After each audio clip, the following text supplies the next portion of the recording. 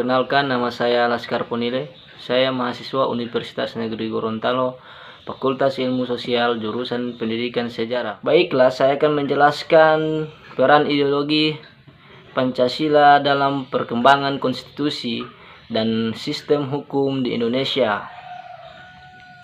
Pancasila merupakan pedoman hidup bagi masyarakat untuk digunakan sebagai dasar hukum.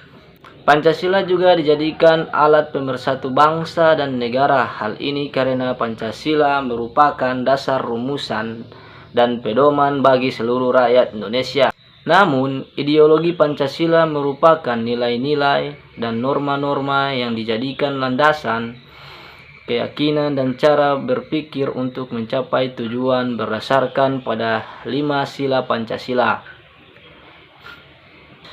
Konstitusi merupakan satu hal penting dalam sistem ketatanegaraan sebuah negara. Hal ini karena konstitusi merupakan hukum yang dijadikan pegangan atau patokan dalam kehidupan berbangsa dan bernegara. Konstitusi juga diartikan perpaduan antara hukum-hukum dasar dan kebiasaan.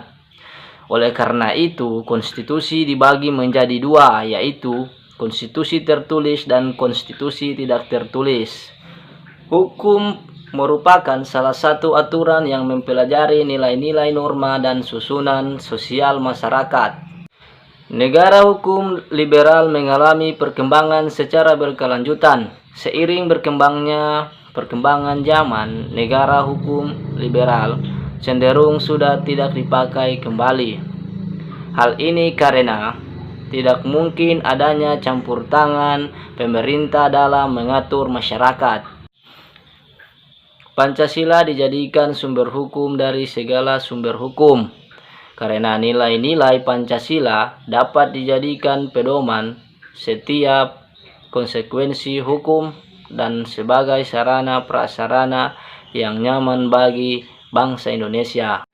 Ideologi Pancasila merupakan bentuk manifestasi kondisi lingkungan masyarakat yang terbentuk dari kebulatan tekad bangsa Indonesia untuk menjadi negara merdeka. Namun, Pancasila sebagai dasar negara dan pandangan hidup bangsa tentu secara yuridis konstitusional sudah berlaku sejak tanggal 18 Agustus 1945, yakni sejak disahkannya Undang-Undang Dasar Negara Republik Indonesia. Pancasila merupakan konsep dasar negara yang dijadikan sebagai acuan dalam membangun hukum ketatanegaraan Indonesia. Melalui Pancasila, konstitusi negara terbentuk yang merupakan representasi dari nilai-nilai Pancasila baik dari aspek ketuhanan, kemanusiaan, persatuan, musyawarah mufakat, dan perwakilan serta keadilan sosial. Perkembangan konstitusi dan sistem hukum di Indonesia juga dipengaruhi oleh beberapa faktor, khususnya pola pikir warga negara dalam mengimplementasikan nilai-nilai dasar Pancasila sebagai pedoman hidup. Semakin banyak warga negara yang tidak paham akan nilai-nilai dasar tersebut, tentu juga berdampak pada perkembangan konstitusi dan sistem hukum di Indonesia. Melihat perkembangan sistem hukum dan konstitusi di Indonesia sejak reformasi tahun 1945, tentu mengalami 4 kali amandemen Undang-Undang Dasar 1945. Terjadi perbedaan karakteristik peraturan perundang-undangan dari masa ke masa. Akan tetapi, Pancasila tetap menjadi pegangan penting dalam perubahan-perubahan tersebut. Karena Pancasila merupakan kesepakatan bersama penyangga konstitusionalisme.